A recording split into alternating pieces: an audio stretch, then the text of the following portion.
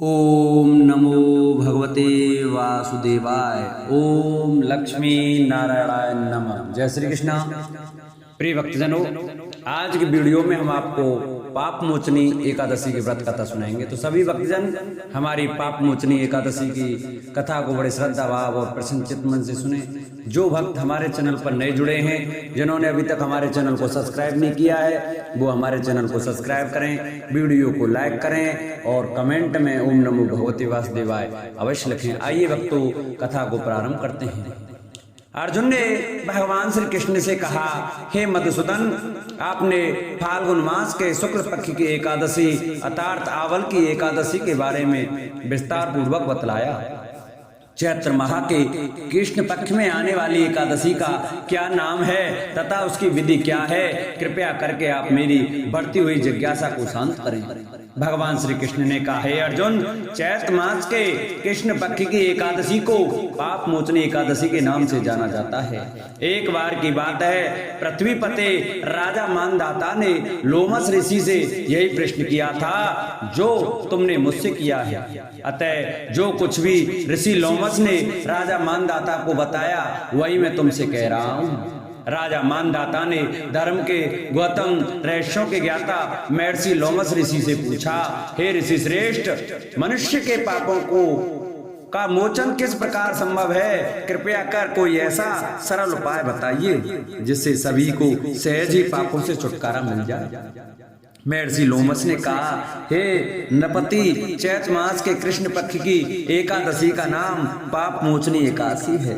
उसके व्रत के प्रभाव से मनुष्यों के अनेक पाप नष्ट हो जाते हैं। मैं तुम्हें इस व्रत की कथा सुनाता हूँ, ध्यान पूर्वक श्रवण करो। प्राचीन समय में चैत्ररथ नाम का एक वन था। उसमें अप्सराएं किन्नरों के साथ विहार किया करती थी। वहां सदैव वसंत का मौसम रहता था, अर्थात उस जगह सदा नाना प्रकार के पुष्प खिले रहते थे। कभी गंधर्व कन्या विहार किया करती थी, कभी देवेंद्र अन्य देवताओं के साथ क्रीड़ा किया करते थे। उसी वन में मेधावी नाम के एक ऋषि भी तपस्या में लीन रहते थे। वे शिव भक्त थे। एक दिन मंजू घोषा नामक एक अप्सरा ने उनको मोहित कर उनकी निकटता का लाभ उठाने की चेष्टा की। इसलिए वह कुछ दूरी पर वैठ वीणा बजाकर मधुर स्वर में गाने लगी। उसी समय शिव भक्त महर्षि मेधावी को कामदेव भी जीतने का प्रयास करने लगे। कामदेव ने उस सुंदर अप्सरा के भ्रू का धनुष बनाया, कटाक्ष को उनकी प्रत्यंचा बनाई और उसके नेत्रों को मंजुघोषा अप्सरा का सेनापति बनाया। इस तरह कामदेव अपने शत्रु भक्त को जीतने को तैयार हुआ। उस समय महर्षि मेधावी की युवावस्था में थे और काफी हष्टपुष्ट थे। उन्होंने यज्ञोपवीत तथा दंड धारण कर रखा था। वे दूसरे कामदेव के समान प्रतीत हो रहे थे। उस मुनि को देखकर कामदेव के वश में हुई मंजुघोषा ने धीरे धीरे मधुर वाणी से वीणा पर गायन शुरू किया। तो महर्षि मेधावी भी मंजुघोषा के मधुर गान पर तथा उसके सौंदर्य पर मोहित हो गए। वह अप्सरा मेधावी मुनि को कामदेव से पीड़ित जानकर उनसे आलिंगन करने लगी। महर्षि मेधावी उसके सौंदर्य पर मोहित होकर शिव रहस्य को भूल गए और काम के वशीभूत होकर उसके साथ रमण करने लगे। काम के वशीभूत होने के कारण मुनि को उस समय देर रात का कुछ भी ज्ञान न रहा और काफी समय तक वे रमण करते रहे। तदुपरांत मंजुघोषा उस मुनि से बोली, हे ऋषिवर, अब मुझे बहुत समय हो गया है, अतः स्वर्ग जाने की आज्ञा दीजिए। अप्सरा की बात सुनकर ऋषि ने कहा, हे मोहिनी, संध्या को तो आई हो, प्रातःकाल होने पर चली जाना। ऋषि के ऐसे वचनों को सुनकर अप्सरा उनके साथ रमण करने लगी। इसी प्रकार दोनों ने साथ साथ बहुत समय बिताया। मंजुघोषा ने एक दिन ऋषि से कहा, हे विप्र, अब आप मुझे स्वर्ग जाने की आज्ञा दीजिए। मुनि ने इस बार भी वही कहा, हे रूपसी, अभी ज्यादा समय व्यतीत नहीं हुआ है, कुछ समय और ठहरो।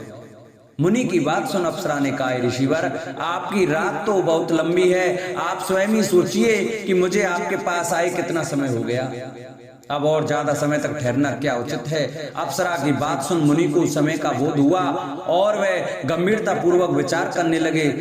जब उन्हें समय का ज्ञान हुआ कि उन्हें रमण करते 57 वर्ष व्यतीत हो चुके हैं, तो उस अप्सरा को वे काल का रूप समझने लगे। इतना ज्यादा समय भोग विलास में व्यर्थ चला जाने पर उन्हें बड़ा क्रोध आया। अब वह भयंकर क्रोध में जलते हुए उस तप नाश करने वाली अप्सरा की तरफ भ्रकुटी तान कर देखने लगे।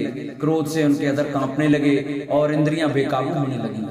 क्रोध से थरथराते स्वर में मुनि ने उस अप्सरा से कहा, मेरे तप को नष्ट करने वाली दुष्टा, तू माँ बापनी और बहुत ही दुराचारणी है, तुझ पर धिक्कार है। अब तू मेरे श्राप से पिशाचनी बन जा।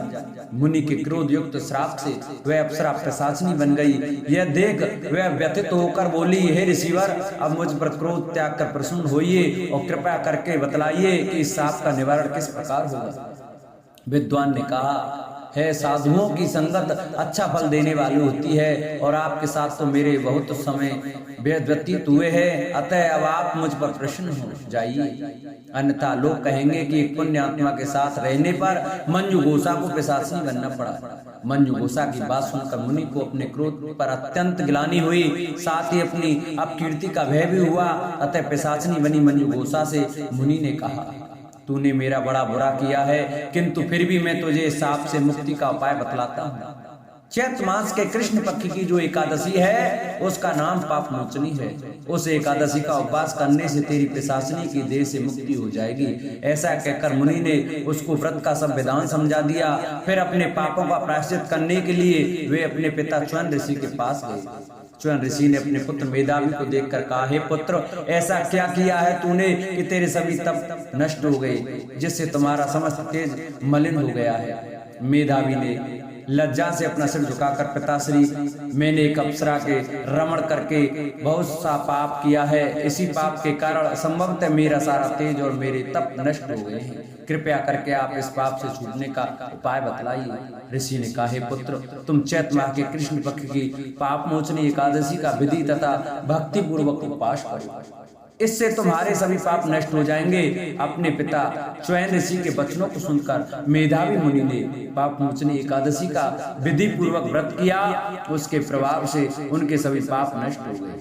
मंजू गोसा अप्सरा भी पाप मोचनी एकादशी का उपवास करके ने से पिशाचनी के देह से छूट गई और पुनः अपना सुंदर रूप धारण कर स्वर्ग को चली गई। लोमश मुनि ने कहा, हे राजन, इस पाप मोचनी एकादशी के प्रभाव से समस्त पाप नष्ट हो जाते हैं। इस एकादशी की कथा के श्रवण व पठन से 1000 गोदान करने का फल प्राप्त होता है। इस उपवास के करने से ब्रह्म हत्या करने वाले, स्वर्ण चुराने वाले, मदपान करने वाले, अगम्यागमन करने वाले आदि भयंकर पाप भी नष्ट हो जाते हैं और अंत में स्वर्ग की प्राप्ति होती है। बोलो विष्णु भगवान की जय। एक बार एक राज्य में एक राजा रहा करता था। राजा बहुत ही बुद्धिमान और बलशाली था। राजा सदैव अपनी प्रजा का बहुत अच्छे से ध्यान रखता था। प्रजा भी अपने राजा को बहुत पसंद करती थी। राजा की 2 बेटियां थीं। राजा अपनी दोनों बेटियों से बहुत प्रेम करता था। राजा की छोटी बेटी देखने में बहुत सुंदर और आकर्षण थी और राजा की बड़ी बेटी छोटी बेटी के मुकाबले थोड़ा कम सुंदर थी। राजा की छोटी बेटी 11 माता की पूजा किया करती थी और सभी लोग राजा की छोटी बेटी से बहुत प्रेम करते थे और बहुत प्रशंसा किया करते थे। राजा भी अपनी छोटी बेटी को बड़ी बेटी से अधिक प्रेम करता था, जिस कारण राजा की बड़ी बेटी को अपनी छोटी बहन से बहुत नफरत होने लगी थी। राजा की दोनों बेटियां जब बड़ी हो गईं, तब एक पड़ोसी राज्य में रहने वाला राजकुमार राजा की बड़ी बेटी के लिए रिश्ता लेकर आया। लेकिन जैसे ही उस राजकुमार की नजर राजा की छोटी बेटी पर पड़ी, तो वह राजकुमार राजा की छोटी बेटी पर आकर्षण हो गया और उससे पहली नजर में प्रेम कर बैठा। उस राजकुमार ने राजा की बड़ी बेटी के साथ विवाह करने से मना कर दिया और उसने राजा से कहा कि राजा, मैं आपकी छोटी बेटी से विवाह करना चाहता हूँ। जिसके बाद राजा की बड़ी बेटी ये देखकर अपनी छोटी बहन से बहुत क्रोधित हो गई और राजा की बड़ी बेटी ने अपनी छोटी बहन को अपना सबसे बड़ा दुश्मन मान लिया। राजा की बड़ी बेटी ने अपनी छोटी बहन से बदला लेने का निर्णय लिया, जिसके लिए उसने अपनी छोटी बहन को जान से मारने का प्लान बनाया। राजा की बड़ी बेटी ने अपनी छोटी बहन को मारने के लिए सबसे पहले एक लड्डू में जहर मिलाकर अपनी छोटी बहन को दे दिया और उसको लड्डू खाने के लिए कहा, लेकिन लड्डू खाने के बाद भी छोटी बहन को कुछ नहीं हुआ। बड़ी बहन यह देखकर बहुत आश्चर्यचकित हो गई, लेकिन बड़ी बहन ने हार नहीं मानी और उसने जब रात में छोटी बहन अपने कमरे में सो रही थी तब एक मटके से सांप रखकर उसमें कमरे में छोड़ दिया, लेकिन सांप भी छोटी बहन का कुछ नहीं कर पाया। जिसके बाद बड़ी बहन ने अपनी छोटी बहन से कहा कि चलो हम लोग कुएं में से पानी भरकर लाते हैं, जिसके लिए वे अपनी छोटी बहन को पानी भरने के बहाने कुएं के पास ले गई और उसने अपनी छोटी बहन को कुएं में धक्का दे दिया। लेकिन छोटी बहन को तब भी कुछ नहीं हुआ, क्योंकि वे हर बार ग्यारस माता उसकी रक्षा कर रही थी और उधर बड़ी बहन अपने प्रयासों के बाद असफल हो रही थी, जिससे वह बहुत क्रोधित होती जा रही थी। फिर उसने अपनी छोटी बहन के पास जाकर उससे खुद ही पूछा कि मेरी छोटी बहन, तुमको पता है भगवान ने सबकी मृत्यु एक निश्चित समय पर लिखी हुई है और कैसे तुम्हारी मृत्यु होगी, क्या यह तुम जानती हो? तब छोटी बहन ने अपनी बड़ी बहन को बताया कि हाँ, मैं तो जानती हूँ मेरी मृत्यु कैसे होगी। छोटी बहन से यह सुनकर बड़ी बहन मन ही मन बहुत प्रसन्न होने लगी और उसने अपनी छोटी बहन से कहा कि तो मुझे अपनी मृत्यु का राज बताओ। छोटी बहन ने अपनी बड़ी बहन से कहा कि मेरी मृत्यु तो एक तोते में है, जो तोते के गले में एक हार है उससे मेरी मृत्यु होगी। जब तक कोई भी व्यक्ति तोते को मारकर वह हार अपने गले में पहनेगा तो मैं मूर्छित हो जाऊंगी और जैसे ही उस हार को अपने गले से उतारेगा तो मैं वापस से जीवित हो जाऊंगी। अपनी छोटी बहन की मृत्यु का राज जानकर बड़ी बहन बहुत ही खुश हो गई और उसने अपनी छोटी बहन को मारने के लिए उसके पालतू तोते को ढूंढना शुरू कर दिया और छोटी बहन को इस बात का आभास हो गया कि कोई उसकी जान लेना चाहता है, जिसके लिए वे अपने पिताजी के पास गई और उसने अपने पिताजी से कहा कि पिताजी, मेरी मृत्यु के बाद आप मुझे जलाइएगा मत, बल्कि आप मुझे अपनी पुरानी हवेली में एक पलंग में लटाकर छोड़ दीजिएगा। अपनी छोटी लड़की की यह बात सुनकर राजा बहुत आश्चर्यचकित हो गए। राजा ने अपनी छोटी बेटी से पूछा, बेटी तुम ये क्या कह रही हो? तब राजा की छोटी बेटी ने बताया, पिताजी समय किसी के नहीं रुक सकता, कब क्या हो जाए किसी को कुछ नहीं पता। और फिर राजा ने अपनी छोटी बेटी से कहा कि तुम ऐसी बातें क्यों कर रही हो? 2-3 दिन में तो तुम्हारा विवाह है। लेकिन छोटी बहन ने अपने पिताजी को ऐसा करने पर मजबूर कर दिया और उनसे वचन ले लिया। राजा ने भी अपनी छोटी बेटी की बात स्वीकार कर ली और 2-3 दिनों के बाद जब शादी का समय आया तब राजकुमार बारात लेकर राजा के घर आया और राजकुमार और राजा की छोटी बेटी का विवाह शुरू हो गया। जैसे ही राजा की छोटी बेटी राजकुमार के साथ फेरे लेना शुरू करती है तो उसकी बड़ी बहन अपनी छोटी बहन के कमरे में जाकर उसके तोते को पकड़ लेती है और उसको जान से मार देती है। तोते के गले में जो हार था उसको अपने गले में धारण कर लेती है। जैसे ही बड़ी बहन उस हार को अपने गले में धारण करती है तो उधर छोटी बहन 3.5 ही फेरे ले पाती और वहीं पर बेहोश होकर गिर जाती है। जिसके बाद राजा ने बड़े बड़े दर्द हकीमों को बुलाया और अपनी छोटी बेटी का इलाज करने के लिए कहा।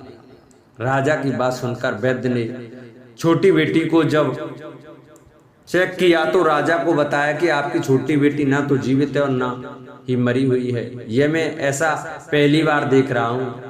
राजा ने वैद्य और हकीम को यह बात बाहर बताने से मना कर दिया और उनको कहा कि अगर तुमने यह बात किसी को बाहर बताई तो हम तुम्हें फांसी दे देंगे। राजा ने अपनी छोटी बेटी को पुराने महल में जाकर एक पलंग में लिटा दिया और वहां पर कुछ सैनिकों को तैनात कर दिया। वापस अपने महल पर आ गया। राजा की बड़ी बेटी अपने पिताजी के पास आई और कहने लगे कि पिताजी, अगर यह शादी संपन्न नहीं हुई हो तो आपकी इज्जत का क्या होगा? आप कहें तो मैं आपकी इज्जत बचाने के लिए राजकुमार से शादी करने के लिए तैयार हूँ। जिसके बाद राजा ने अपनी बड़ी बेटी की बात मान ली और राजा ने बड़ी बेटी को छोटी बेटी के कपड़े पहनाकर मंडप पर भेज दिया। लेकिन राजकुमार यह जान गया कि यह राजा की छोटी बेटी नहीं है, बल्कि यह राजा की बड़ी बेटी है। लेकिन जब राजकुमार ने शादी करने से मना कर दिया तो सभी लोगों ने राजकुमार को विवश करके राजा की बड़ी बेटी से बचे हुए फेरों को संपन्न करा दिया और विवाह करवा दिया। जिसके बाद राजकुमार राजा की बड़ी बेटी को अपने महल ले गया। राजकुमार राजा की बड़ी बेटी से ना तो बात करता था, नहीं उसको पसंद करता था और ना ही उसके आसपास भटकता था। और राजकुमार ने यह फैसला ले लिया कि वह अपनी प्रेमिका को ढूंढ कर रहेगा और यह जानकर रहेगा कि उसके साथ हुआ क्या है। एक दिन राजकुमार अपने घोड़े पर सवार होकर राजा के पुराने महल के पास पहुंच गया, जहां पर उसने कुछ सैनिकों को देखा। महल के पास पहुंचकर राजकुमार ने जब महल को ध्यान से देखा तो वह समझ गया कि यह तो हमारे ससुर जी का महल है। तब राजकुमार ने सैनिकों से पूछा, तुम लोग यहाँ क्या कर रहे हो और इस महल के अंदर पलंग में कौन लेटा है? जिसके बाद सैनिकों ने बताया कि यहाँ पर राजा की छोटी बेटी लेटी है। यह सुनकर राजकुमार बहुत प्रसन्न हो गया और वह तुरंत अपनी प्रेमिका के पास पहुंच गया और उसकी सेवा करने लगा। जैसे ही रात हुई तो राजा की छोटी बेटी उठकर खड़ी हो गई। राजकुमार यह देखकर बहुत खुश हो गया और उसने अपनी प्रेमिका से पूछा कि तुम यहाँ क्या कर रही हो?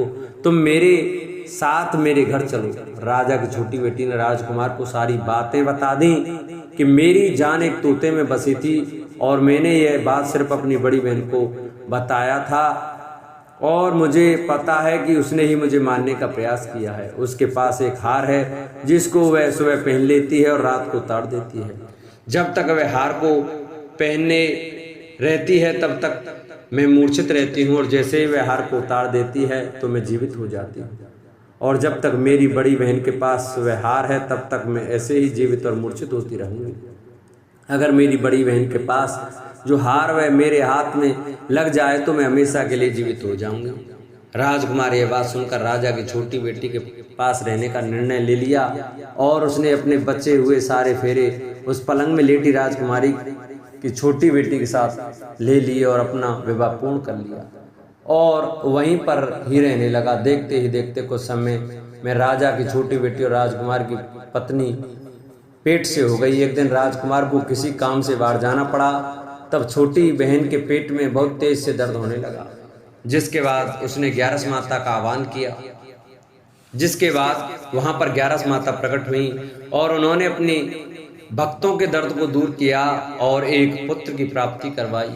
और वहीं पर अचानक से राजकुमार भी आ गया। राजकुमार ने 11 माता को देखा तो वह आश्चर्यचकित हो गया और उसने तुरंत माता को प्रणाम किया और 11 माता ने राजकुमार से कहा कि जब तुम्हारा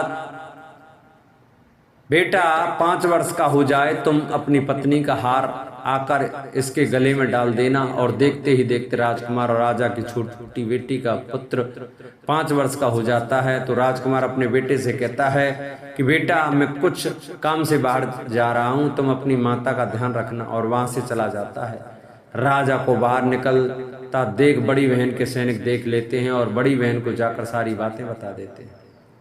जिसके बाद बड़ी बहन अपनी छोटी बहन के पुत्र को वहां से उठवा लेती है और उसको मरवा देती है।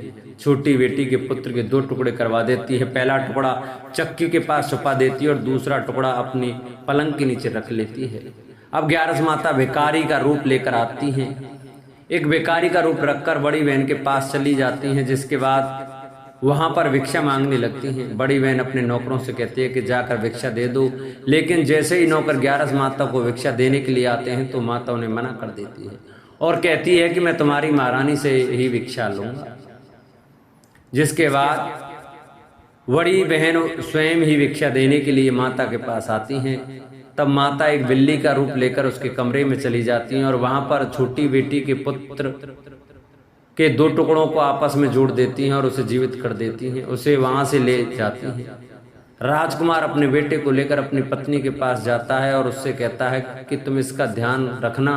अगर तुम इस बच्चे का अच्छे से ध्यान रखोगी तो मैं तुमसे बात करूंगा। एक दिन राजकुमार अपने बच्चे से कहता है कि तुम मम्मी से उनके गले का हार मांग लो। जिसके बाद राजकुमार का लड़का अपनी मम्मी के पास जाता है और कहता है कि मम्मी मुझे तुम्हारा हार चाहिए जो तुमने गले में पहन रखा है। यह सुनकर पहले तो बड़ी बहन बहुत क्रोधित होती है, पर उसको यह याद आता है कि राजकुमार ने कहा है कि अगर मैं इस बच्चे का ध्यान अच्छे से रखूंगी तो वह मुझसे बात करेंगे। जिसके कारण वह हार को उस बच्चे को दे देती है और वह तुरंत हार को ले जाकर अपने पिताजी को दे देता है और तभी राजकुमार अपने बेटे को लेकर वहां से जाने लगता है और अपनी पत्नी से कहता है कि तुम हमारे लिए खाना बना कर रखना, मैं शाम को आकर तुम्हारे साथ खाऊंगा। और वह अपने बेटे को लेकर वहां से चला जाता है, जिसके बाद वह राजा के पास जाता है और उनको सारी बातें बता देता है। राजा अपनी बड़ी बेटी की यह करतूत सुनकर बहुत क्रोधित होते हैं और अपनी परवरिश पर ही दोष देने लगते हैं और राजकुमार को अपनी छोटी बेटी के साथ रहने के लिए आदेश देते हैं। बोलो ग्यारस माता की जय। जिन भक्तों को हमारी ये ग्यारस माता की कथा अच्छी लगी हो तो वो हमारी वीडियो को ज़्यादा से ज़्यादा शेयर करें, जिससे और भी भक्त हमारी ग्यारस माता की कथा को श्रवण कर सकें। और जिन्होंने अभी तक चैनल को सब्सक्राइब नहीं किया है वो चैनल को अवश्य सब्सक्राइब करें, वीडियो को लाइक करें और कमेंट में लक्ष्मी नारायण भगवान की जय, ग्यारस माता की जय अवश्य लिखें।